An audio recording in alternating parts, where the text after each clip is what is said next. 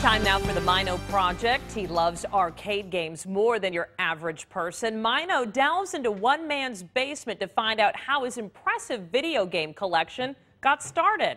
It's a story you'll see only on NBC 26. Who amongst us hasn't dropped a quarter or two into a video game or a pinball machine? Well, one Green Bay man doesn't have to travel far to find a bevy of his favorite games. In fact, all he has to do is head downstairs.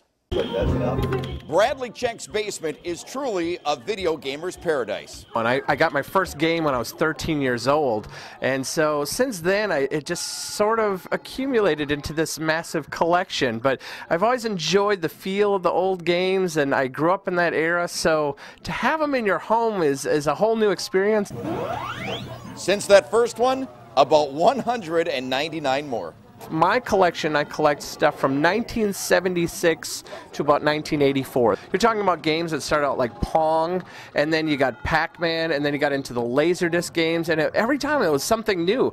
Games that nudged their way into life outside the arcade. You had lunch boxes, you had sleeping bags, you had, everything you can think of in pop culture at the time, because that's what kids were talking about, were video games. I remember going to the gold mine downtown in Port Plaza Mall back in the day. I remember that, yeah, you bet. And it had the feel of like you're going into a mine, and then you got in there and it had all the games and stuff. Did you walk in with an orange Julius and a big cookie? Oh, right, exactly. Yeah.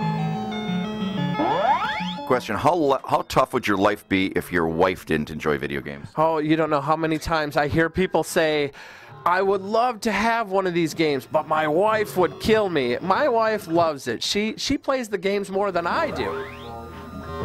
By the way, if you're looking to try any of them out, Bradley will have them on display at the Neville Public Museum from May 25th through September 2nd. Maino, NBC 26.